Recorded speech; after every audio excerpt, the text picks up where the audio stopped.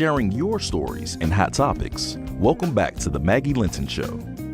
Well, we are pleased to welcome back a friend who is making a positive difference in many people's lives. Stacey Young is a motivational speaker, professor, Huffington Post blogger, and author. His latest is It's a Crazy World, Learn From It, Part 1, Taking Care of Me. He's also founder of Socrates, Saving Our Communities at Risk Through Educational Services. Welcome. It's good seeing you again. Well, it's good seeing you too, Maggie. Thanks for having me back. I'll tell you, you were so powerful the last time you were here, and you called me not too long ago saying, you know, it's the holidays, and a lot of people are dealing with depression because of whatever's happened in their lives around the holidays, and just getting down because they may not have enough money to buy for everybody that they want to, that kind of thing. And it is time to talk about it, isn't it? So that they can have a better holiday. Yeah, definitely. Depression is real, and a lot of folks are suffering from it. And this is the time of year that, especially, between Thanksgiving and Christmas, that folks start to feel a little bit more lonely. So it's a perfect time for us to follow up. And it's also a time when there's so much more darkness in our lives. And when I say that, I wake up to darkness, and I leave for work when it's dark. And when I get home, and it's not even 5:30, and it's already dark again. And so that's something that people also are battling. Yeah, those seasonal blues. But, we just want to make sure that folks don't get into those periods of depression this time of year, or any time of year, really, and, have some conversations that will hopefully uplift some folks. All right, let's talk about some of those uplifting thoughts that we have out there. I was just... There's a wonderful book out, folks. Let me tell you about it. It's called A Christmas Prayer, and it's by one of my favorite authors and good friend, Kimberly Lawson Roby. And, in this book, there's this woman who can't get over the depression that she's suffering because she lost her mom right around Christmas time.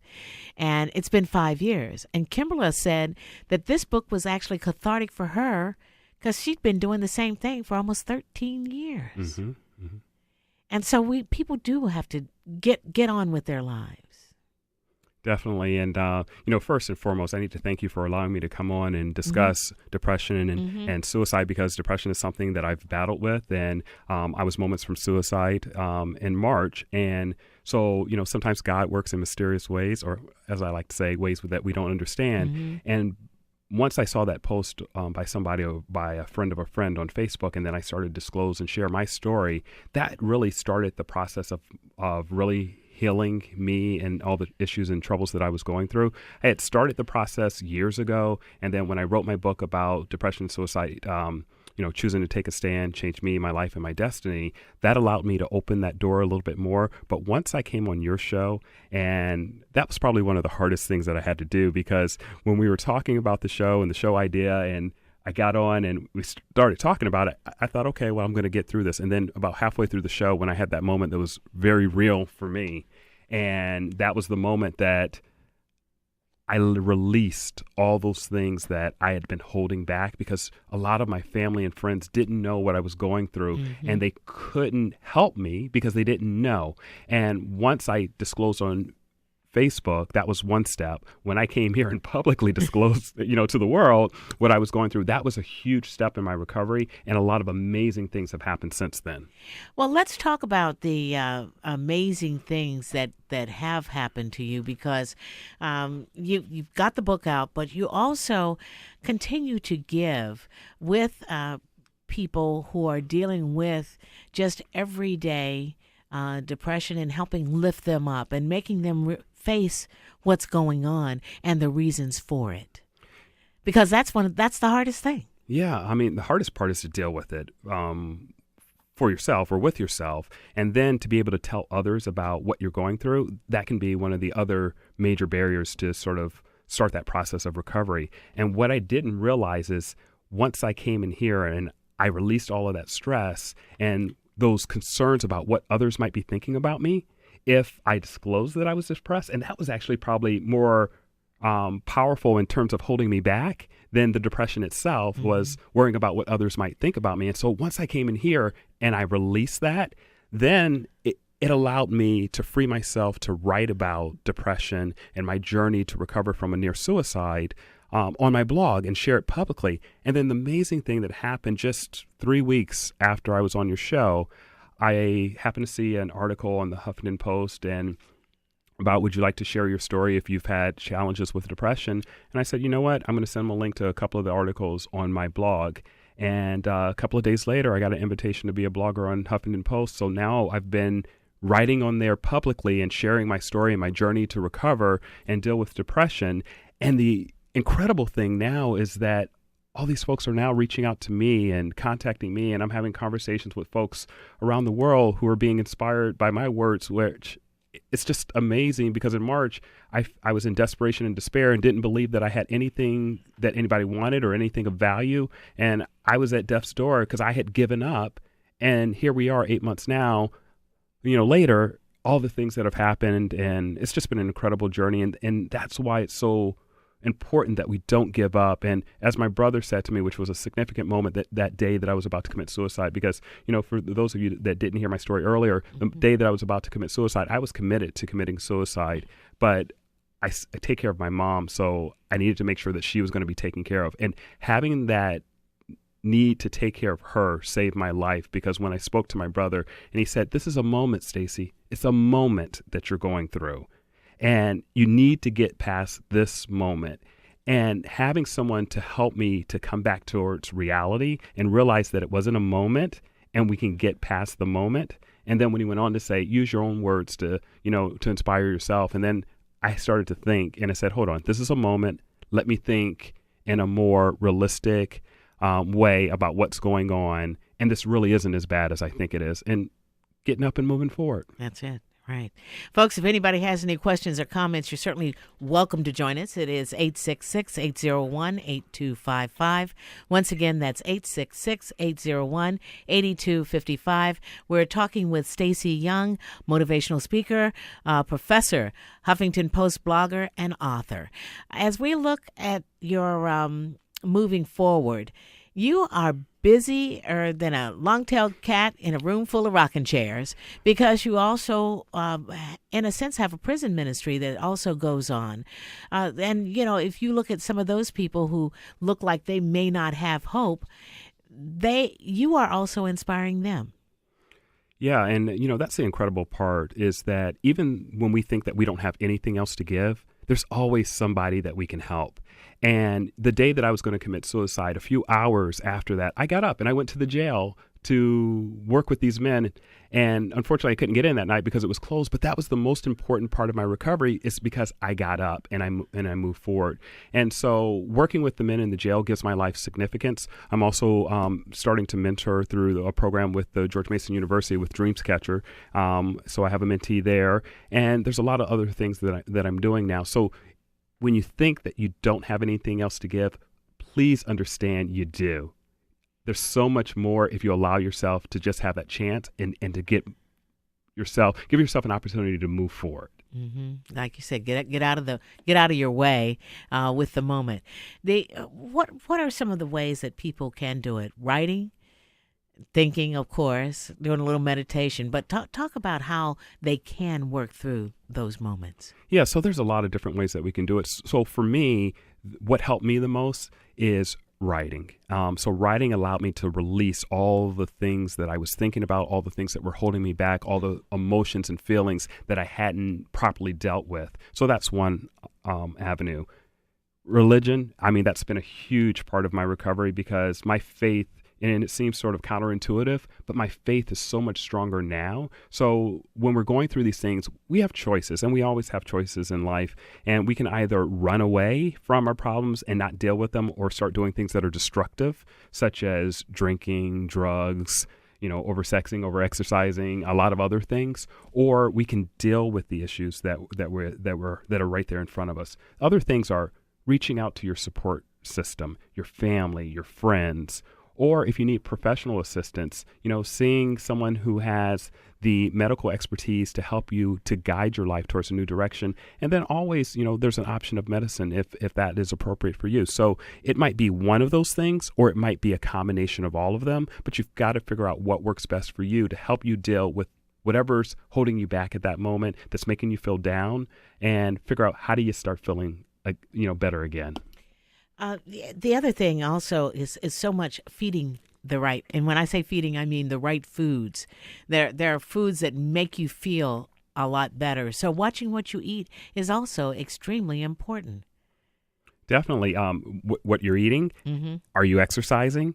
Are you, is that a way that you're allowing yourself to release your stress? Get those endorphins up and Exactly. moving in the right direction. Are you drinking enough water? That's some of the basic things. Are you getting enough fluid in your system every day? Are you sleeping enough? Because if you're not getting enough rest, that can affect your mood, your attitude, your ability to motivate yourself to do other things, and just your productivity as a whole.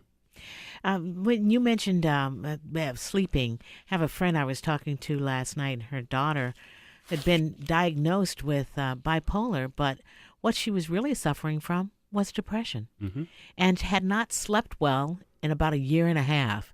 Once she finally got the right medications, doing so much better than she's done in years. And, sometimes it's just finding the right doctor to diagnose you properly, too. And we must get rid of this stigma that going to seek professional help is something bad. Right. It's something good. No, it's definitely, if you need assistance, whatever the assistance you need, however you choose to do something positive to make yourself better, no one has the right to make you feel less or associate any type of stigma towards getting assistance. Mental health challenges are no different than anything else that happens in the body. If there's something wrong in our knee or our arm, we tell somebody, oh, you know what, my arm was hurting today or my back was hurting. But if we say that something doesn't feel quite right in our brain, in our minds, oh, well, I don't want to tell anybody because they might judge me. Well, why is that any different than anything else that's going wrong or you feel a challenge within your body? We need to remove the stigma and say, if I have anything that's wrong with me, whether it's in my body or my mind or my emotions or anywhere else, it's okay to have a conversation. And we need to stop judging what somebody else is going through, because you don't know. That moment that you're evaluating might only be the tip of the iceberg compared to everything else that individual is going through. So what we need to do is to start asking questions and asking how we can help. Right. All right, we're going to take a quick break. When we come back, more with Stacey Young as we talk about getting rid of the holiday blues. Stay tuned. We'll be right back.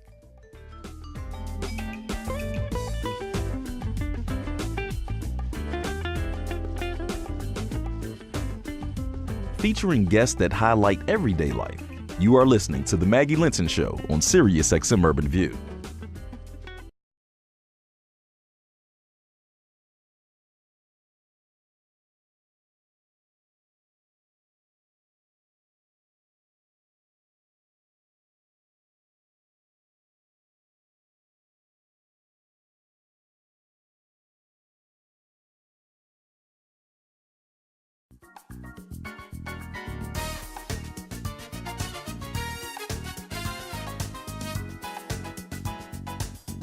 And now let's join Maggie Linton on Sirius XM Urban View. Well, we continue talking about getting over depression with motivational speaker, professor, Huffington Post blogger, and author Stacey Young. His latest book is Learn From It, Part 1, Taking Care of Me. But he also does a number of other things and a lot of inspirational things. But one of the things that you really do is mentoring, and you have your mentee in here today, Angelo Ramirez. Welcome, Angelo. Thank you.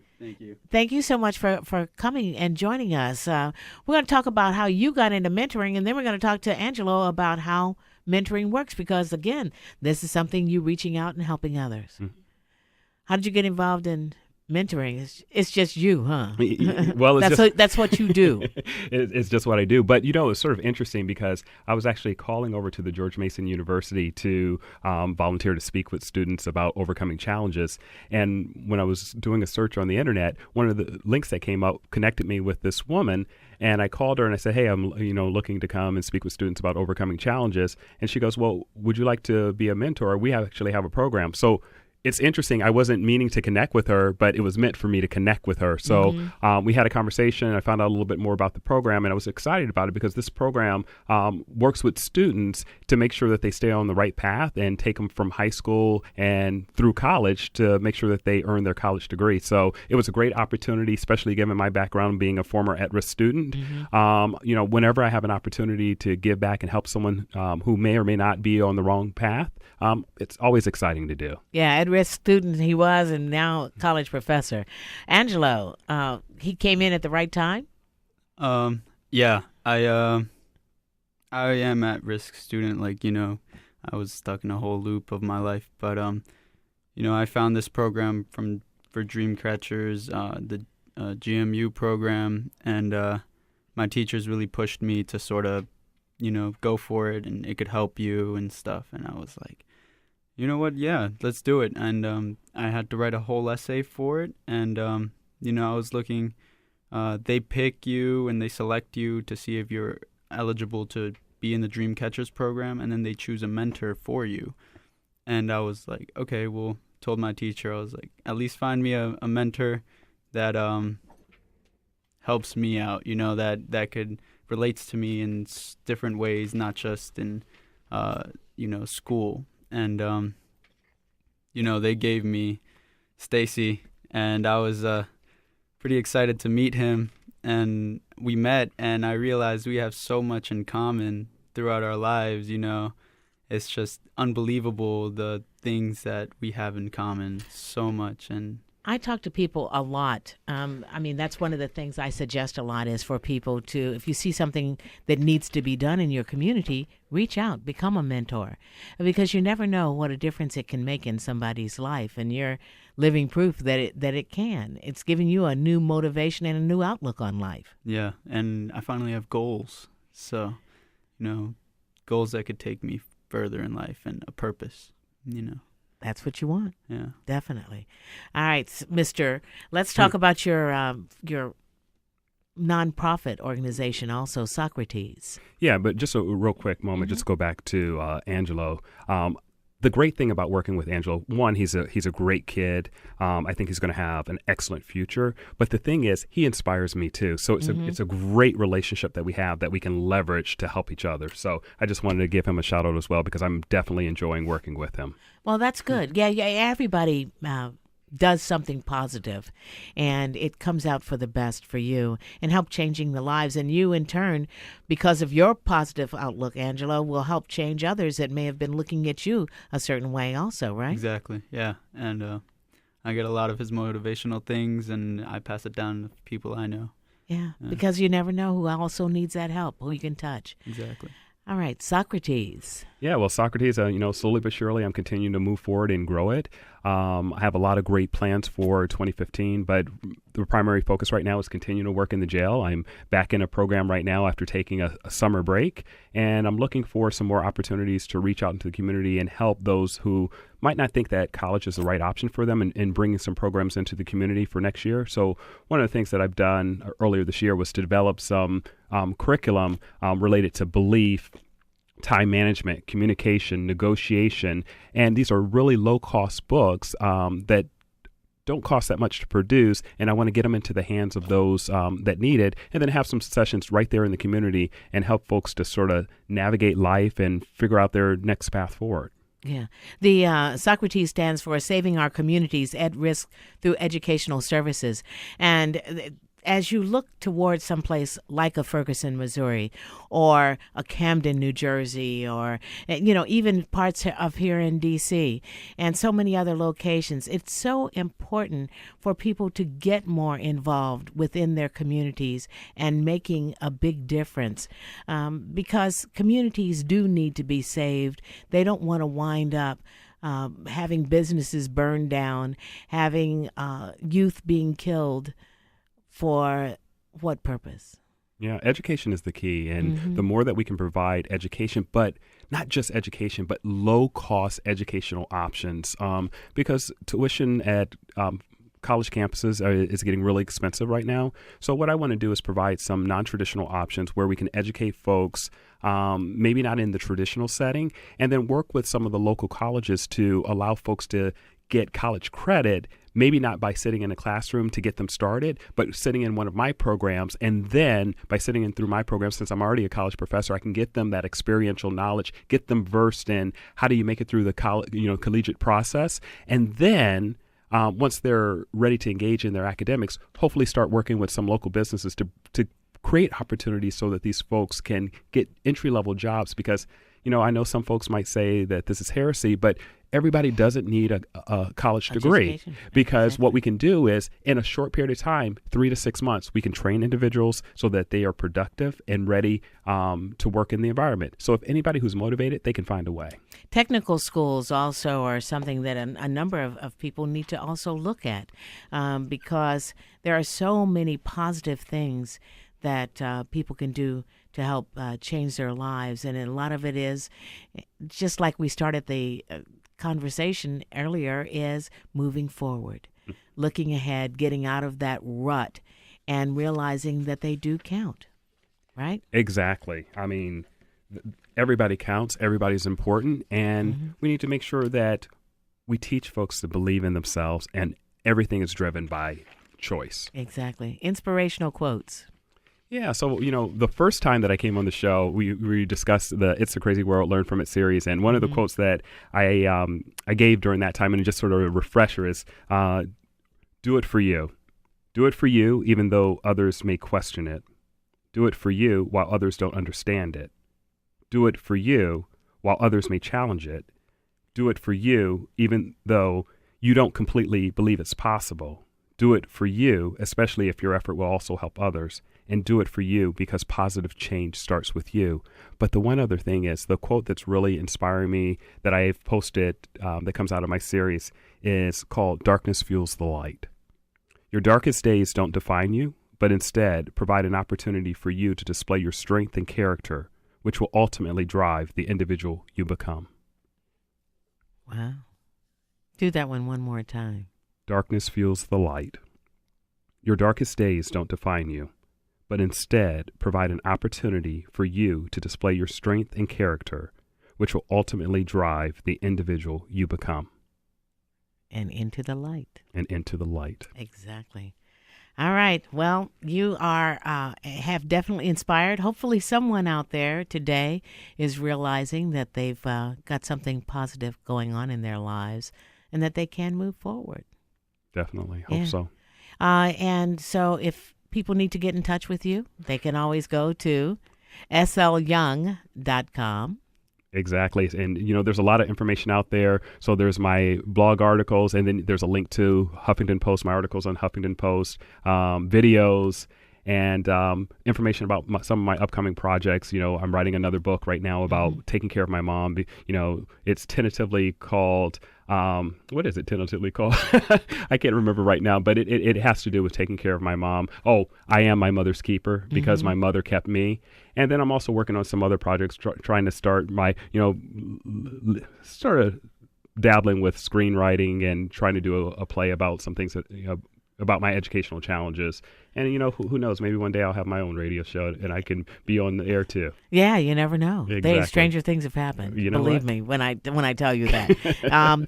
But also a lot of activity also on your Facebook page. And again, it's Stacey, Stacey Young. And just go to Facebook and put up Stacey Young, and you really keep people thinking in a more positive vein. And that's what's also very positive. You. Yeah, I definitely try to do that. And I'm actually going to have my own authors page here shortly. So, stay updated by going to my website, and I'll let everyone know once it's available. All right. There you have it, folks. Once again, it is motivational speaker, professor, Huffington Post blogger, and author Stacey Young. His latest book is Learn It, Part 1, Taking Care of Me and More, can be found at his website, slyoung.com. Also, as I said, very busy on Facebook. More on his, go ahead. Oh, one other thing, Maggie, I forgot about it. So in honor of being on the show today, on my website at www.slyoung.com/Maggie, MAGGIE.html, I'm giving away up to 150 copies of each of my books, available for free until midnight tonight Eastern time. So go ahead and download my books for free. slyoung.com/Maggie HTML. Thank you. There he is. And also Socrates.org for his nonprofit. Tomorrow, folk singers and activists Peter Yarrow and Neil Paul Stuckey reflect on their half-century journey with their memoir, Peter, Paul, and Mary, 50 Years in Music and Life. Colleague John Dowd Jr. with his book, Heroes, Mentors, and Friends, author Catherine Butler, and renowned surgeon Dr. Bernie Siegel. Many thanks to Adele Coleman Williams, Tony Fowler at the controls today. Have a blessed rest of day. Until next time, seek peace and spread lots of love. I'm Maggie Linton. Thanks also to Angelo Ramirez.